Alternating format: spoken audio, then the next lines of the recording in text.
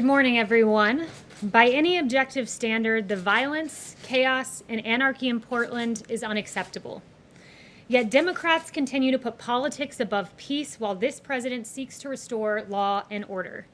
Governor Kate Brown, a Democrat governor of Oregon, said that the president should, quote, stop playing politics, called law enforcement officers secret police, and likened it to, quote, a dictatorship. The governor also called on the president to get his officers off the streets. Democrat Mayor of Portland, Todd Wheeler, said the president is trying to look strong for his base, while you had Democrats on the Hill, Nancy Pelosi, calling these officers stormtroopers, and Jim Clyburn calling them the Gestapo. This rhetoric is unhelpful and gives the violence we have seen a pass. But President Trump will not give the violence a pass. He will restore order where the Democrat governor and the Democrat mayor are unwilling to admit that they have lost control of their city. The well-organized mob in Portland has become increasingly aggressive, especially against law enforcement officers. Individuals have thrown bricks, chunks of concrete, glass bottles, feces, balloons filled with paint, pig's feet, slingshots to hurl ball bearings, and batteries at federal agents and the courthouse. Multiple attempts to barricade officers in the Hatfield courthouse have occurred, attempts to start the structure on fire as well. Use of eyesight-damaging laser devices have been used, and strobe lights against federal agents as well. But according to Speaker Pelosi, when asked about the violent removal of statues, people will do what they do. The Trump administration urges state and local officials to work cooperatively to restore law and order. Operation Legend is a great example of this. At the governor's request, we went into Kansas City and surged the area with federal assets, FBI, DEA, ATF, and U.S. Marshals. This was named after Legend Taliaferro, a 4-year-old young boy who lost his life and was shot in his bed tragically. This has been a successful operation that has been waged in his name, including the arrest of wanted fugitives. Similarly, President Trump is taking action in Portland, even though you have a Democrat mayor and Democrat governor unwilling to work with us in this situation. We are surging resources, along with Secretary Wolf at DHS, and augmenting the Federal Protective Service to safeguard federal property.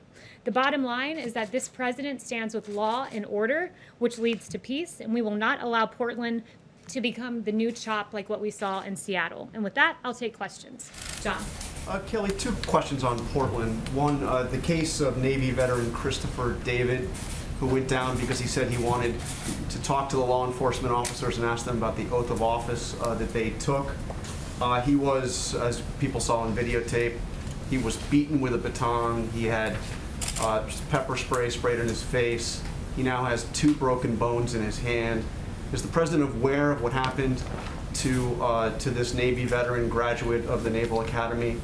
And does he condone that kind of action by these law enforcement officers? Yeah, I'm aware of the details of that situation. Haven't heard the audio of the video, though I've seen it, and I'd refer you to DHS about the extenuating details. We always encourage the appropriate use of force, and we also encourage those in the area to remain peaceful towards our law enforcement officers. And my second question is, where in the Constitution does the president derive the authority to send federal law enforcement officers to the streets of American cities against the will of the elected officials in those cities? Yes, well, what you're referring to is Portland, and 40 U.S. Code 1315 gives DHS the ability to deputize officers in any department or agency, like ICE, Custom and Border Patrol, and Secret Service, quote, as officers and agents. They can be deputized for the duty of, in connection with the protection of property owned or occupied by the federal government and persons on that property. And when a federal courthouse is being lit on fire, commercial fireworks being shot at it, being shot at the officers, I think that that falls pretty well within the limits of 40 U.S. Code 1315. So that's a matter of protecting federal property, like federal courthouse in the case of Portland. Does he see limitations to that power, and how far does that power extend into the streets of the city of Portland? What are there limitations on that? So under that authority to protect a federal property. Under the law, we believe that agents can conduct investigations of crimes committed against federal property or federal officers. And in the case where you have someone shooting off a commercial-grade firework and then running across the street, we don't believe that that extends past our jurisdiction. Yes. Kayleigh, thank you. Yesterday, the president tweeted out an image of himself wearing a mask. He said that wearing a mask is an act of patriotism. No one is more patriotic than him. Then just hours later, he was spotted at the Trump Hotel not wearing a mask. Why did it take him so long, first of all, to be seen wearing a mask in public? And why the mixed messaging on this critical health issue that his own top health officials have said is critical to fighting this pandemic? The president's always been consistent on this, that masks, according to the CDC, are recommended but not required. He has said that he would wear one in the case he couldn't appropriately socially distance, and he wore one and put up the picture on Twitter, as you saw. Does he think that it's important to lead by example on this issue? Well, the president has led. He's been consistent, even going back to March 31st, when he said, then my feeling is if people want to do it, there's certainly no harm to it. But he hasn't done it, Kayleigh. He hasn't worn a mask. president- And so it's sending, is it not mixed signals? The president wore a mask in May. The president wore a mask at Walter Reed out of an abundance of caution. But as I've made clear from this podium, the president is the most tested man in America. He's tested more than anyone, multiple times a day. And we believe that he's acting appropriately. Let me ask you about the federal stimulus, if I might. Negotiations are ongoing. Why is the White House blocking Republicans' requests for more funding for testing and contact tracing? Senator Roy Blunt saying it just doesn't make sense. I think that's just wrong. So no one is blocking any money from testing. One of the things I would add is that this is an ongoing negotiation. We're just in the early days of that. Currently in federal coffers, we have $10 billion, that's with a B, unspent, that is allocated for testing. And we want to ensure that in phase 4, there is money that is targeted for testing in the way that makes most sense. Republicans say they need that money. Is the president willing to come to the table? We're willing to put in money for targeted testing that makes sense, not just dumping money into a pot that already contains $10 billion. Kayleigh, there's very little support in Congress for a payroll tax cut, but the president keeps pushing for it. Why is that so important to him? How does a payroll tax cut help the 25 million Americans out of work when they're not getting a paycheck? Well, there are a number of things we're looking at for phase 4. And one of those things is unemployment benefits, where, as Secretary Mnuchin said, we want this to be completed before July 31st, the date that runs out. We don't want something to be an incentive where someone gets overpaid and has a disincentive from going back to work, where they get paid more on unemployment benefits than at work. So we want to be cautious about that while making sure that those unemployed are taken care of.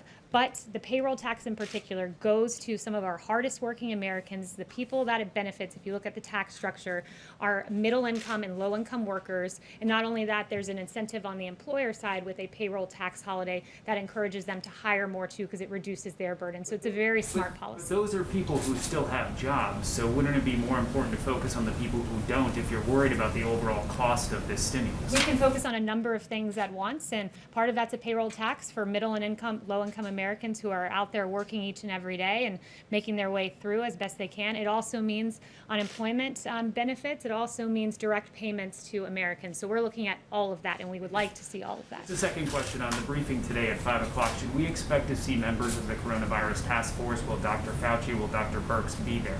You'll have to tune in to see. Yes.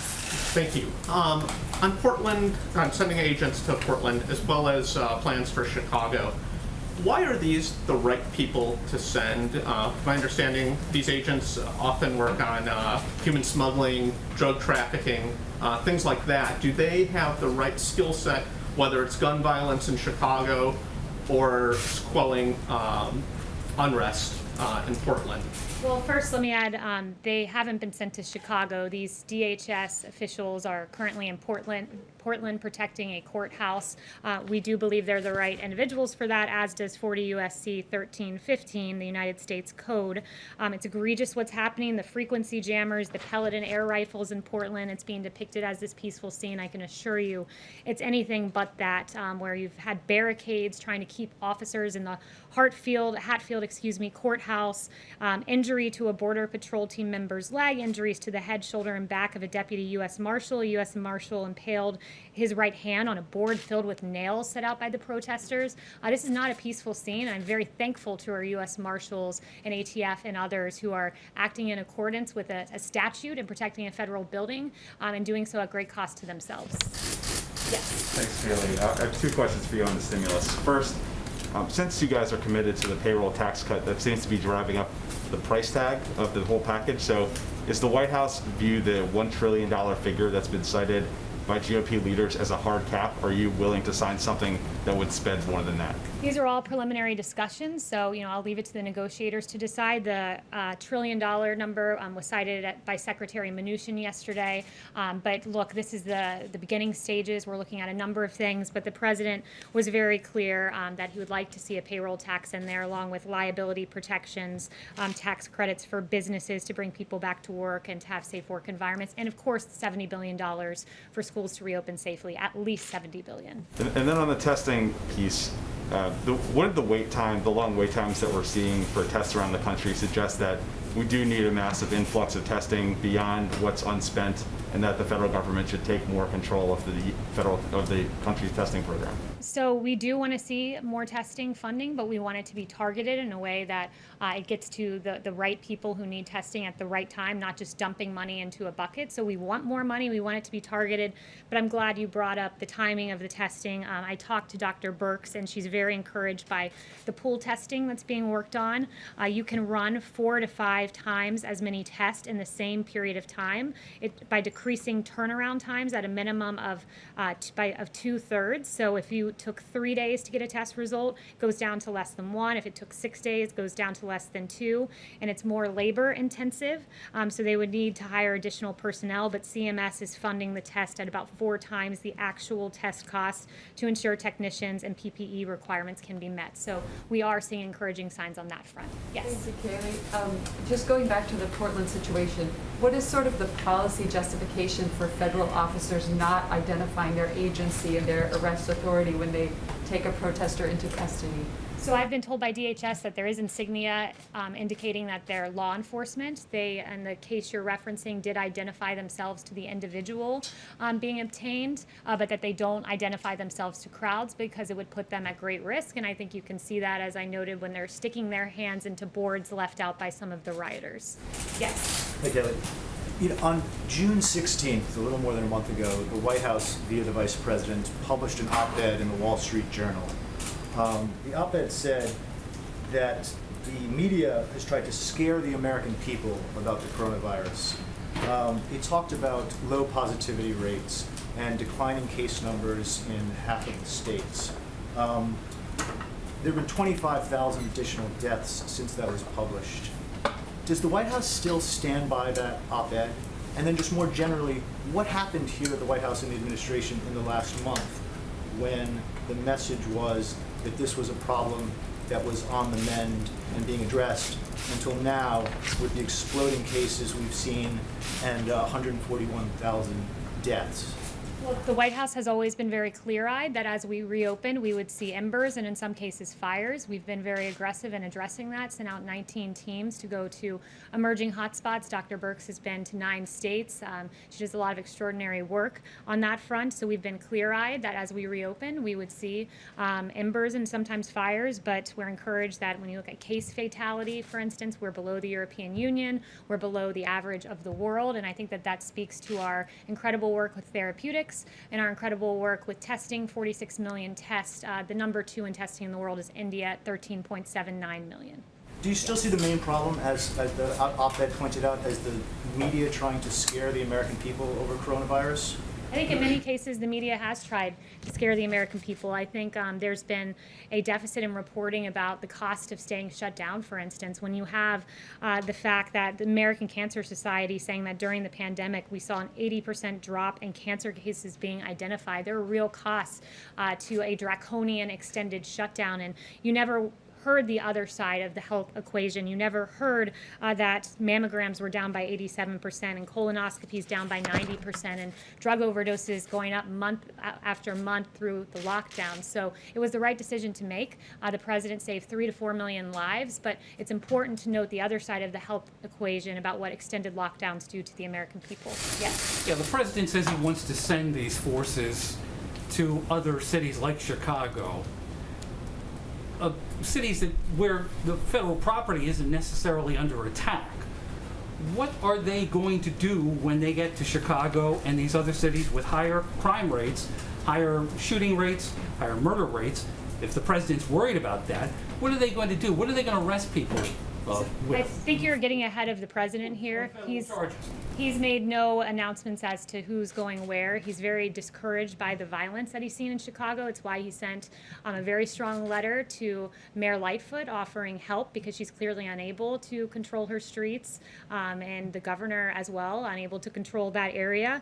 When you see the fact that there were 49 officers who were injured in this egregious video of them being lambasted with rioters with umbrellas shielding from view that they were throwing projectiles and 49 officers injured. Not only that, the poor citizenry of Chicago, where 12 were murdered this weekend, 70 shot alone. It's incredible what we're seeing in Chicago. He's offered his help, and we encourage the mayor to take it and to be forthright about the situation in her state, much like the governor of Missouri was in working with us on Operation Legend to protect the people of Missouri. But the leaders of these cities don't necessarily want unmarked police officers patrolling their streets the way we've seen in Portland, with the premise that they're protecting federal property there. The leaders in these cities don't want this sort of paramilitary police force. They're offered the assistance of DOJ, as was done, where you've had FBI surge in the case of Operation Legend. So when you have each weekend more than a dozen people getting shot in your city, perhaps it's time, more than a dozen killed, I should say, and children, perhaps it's time to say, I need the help of the federal government because what I'm doing is simply not working when more people are dying on the streets of Chicago than Afghanistan and Iraq. It's a tragedy. What if they don't say that? Yes, Stephen. Thank you. Well, I have a question about New York on a similar topic. Yesterday, President Trump mentioned the spike in violent crime in New York and said, quote, if the governor is not going to do something about it, we'll do something about it. And I'm curious if you could explain why he's saying that the governor should do something about it rather than the mayor, and if you could also elaborate on what President Trump would be willing to do. Well, he thinks the mayor and the governor should work together to take control of the streets of New York City, where in some places we've seen 600% surge in violence over last year. So he thinks they should work together. It's ultimately the power of the mayor to enforce, and the governor to enforce the police power of their states. That power rests with them, but they can partner with the federal government in the event they're unable to control the violence in their cities. And that's certainly what we've seen from Mayor de Blasio, who seems to have not a hard time criticizing police officers, but an awfully hard time controlling the streets of New York City. Yes. Hi, Kayleigh. Thanks so much. I have two questions on the print cooler for today, one for myself and one for a colleague who cannot be here because of social distancing. Governor Gavin Newsom was one of the few Democratic governors to bring in the National Guard and arm them after the riots and looting in early June, as compared to Seattle, where they didn't arm the National Guard. The Guard was posted at Los Angeles City Hall as a show of force, and within days the violence had quelled. Why not just invoke the Insurrection Act and have a big show of force rather than these more secretive operations? So I'll leave that to the president. We don't have secretive operations going on. It's very clear what's going on in Portland. It's very clear what's happening in Kansas City. But with regard to the Insurrection Act, look, we believe that it should be governors and mayors doing what they have the constitutional power to do. The police power rests with them. So it's up to this president whether he ever decides to invoke that. But governors and mayors really need to step it up, particularly in Democrat cities where Democrat streets are out of control. And then the one for my colleague, John Gizzi at Newsmax is asking, what are the president's thoughts on John Kasich supporting Joe Biden in his plans to appear at the convention What was for that? him? I didn't hear the last John Kasich is supporting Joe Biden, and he plans to attend the convention and support the Democratic convention. So that would be a question for the campaign, but this president's quite proud of his record in the Republican Party and quite proud to have the support of 96% of the party, more than any predecessor in the history of the Republican Party. Yes. Thanks, Kayleigh. You said earlier that the president was tested multiple times a day. We knew he was tested daily, but can you elaborate on that? How many times a day is he tested? He's tested often. I'm not going to read out exactly how many times he's tested a day, but sometimes it is more than one time a day. Yes. Yesterday, the president said that when he was previously doing briefings, we had a lot of people watching, record numbers watching the history of cable television. And I was wondering if ratings are factoring into his decision to restart the briefing, and if he is the best person to get accurate information about the virus out to the public, given previous statements at briefings like his speculation that disinfectants inside the human body could work as a treatment, which medical experts say is not the case, and claims that the virus will just disappear. Well, the president is the right person to give information to the American people. He was elected by the American people. He's been a leader on this. The fact that we've outproduced on ventilators, so much so that we have an extraordinary number in our stockpile, and we're giving ventilators out to the rest of the world, that we lead the world in testing, 46 million tests, more than that at this point. The fact that he's broken down bureaucracy to get a vaccine into phase 3 clinical trial, that because of him we have remdesivir and convalescent plasma and dexamethasone and other therapeutics. He's the right person to give the information to the American people, and boy, does he get the information to a lot of the American people during his briefings, as noted by the ratings, as he himself pointed out. Yes. The U.S. Trade Representative is planning additional tariffs against Europe in the old dispute about aerospace subsidies. Is the president committed to impose additional sanctions, considering that Europe would answer with additional sanctions, tariffs as well? So since that's pre-decisional, I won't get ahead on any administration announcements on that front. Yes. Kayleigh, I have a couple of questions. The first one is the president in the last few hours tweeted about the concerns about mail-in voting. So he's obviously concerned about the integrity of the U.S. election and certainly internal sabotage. But why are we not hearing from the president about the fears about external sabotage? For example, coming out of the UK today, there's a parliamentary committee report that says that Russia influenced the Scottish referendum. There are questions about Brexit. But we've really not heard the president put the Kremlin on notice with respect to the U.S. election. Will we hear from him today on that? The president's put the world on notice that our election systems must be secure. This is under this president in 2018. He articulated the first full cyber strategy for the United States since 2003. In 2019, he extended the National Emergency Declaration on Foreign Election Interference. He routinely engages with Congress on election security, participating in at least 26 elections security-specific hearings. He signed legislation, $71 million, and so on and so forth. And that's quite a contrast to the Obama-Biden administration, who, when told of meddling in 2016, did nothing. And in fact, Susan Rice told the White House cyber team to stand down and, quote, knock it off when they floated options to combat Russian cyber attacks. And even Obama's cyber chief, Michael Daniel, has confirmed the stand down order. It's been in office now more than 3 years. I'm asking what's been done now.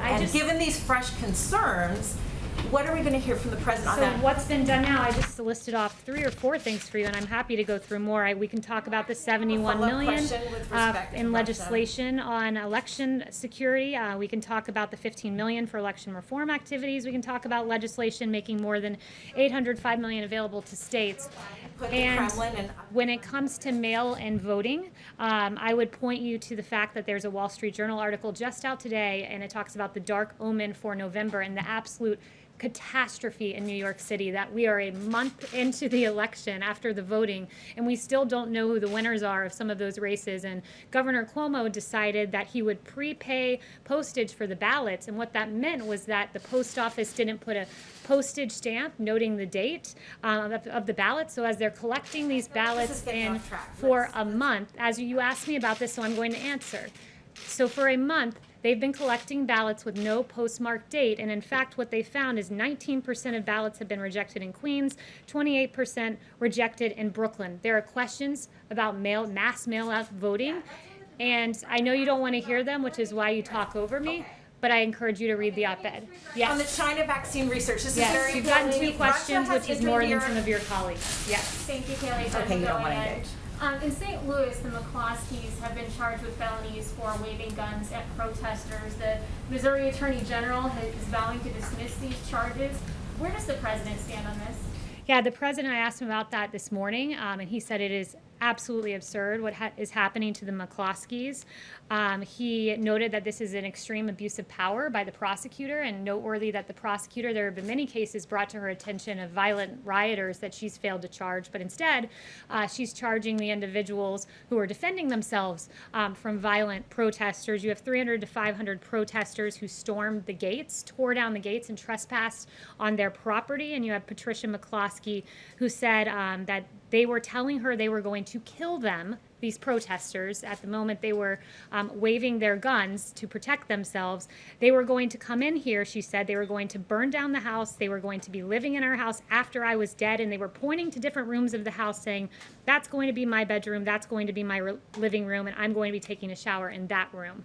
So they were completely within their right, and it's an egregious abuse of power on the part of the McCloskeys. Turning to a different note, I just wanted to highlight some great work being done by senior advisor Ivanka Trump. There are nearly 40 million boxes that have been put together by the Farmers to Family Food Box Program, a great partnership to help families in need in this country. And yesterday you had Ivanka Trump visiting the DC Dream Center and personally distributing a number of food boxes. The distribution resulted in 1,000 boxes delivered to the DC community. And we thank Ivanka for the great work that she has done there. And finally, I just wanted to note something on COVID. Dr. Birx is an extraordinary doctor who served this country, dedicated her time to serving our country as an Army colonel. She served as an ambassador to PEPFAR, where she spent her life fighting AIDS and HIV abroad. And it is appalling, the attack that I saw on her in the New York Times based on no facts. And Dr. Birx, for weeks, has been sending out this data to governors, 400 pages of data to our governors so that they have the best information to make the best decisions for their people in their respective states. I've not seen anyone poring over data the way Dr. Birx has, and the attack on her was frankly appalling and egregious, and the New York Times should be very ashamed of themselves.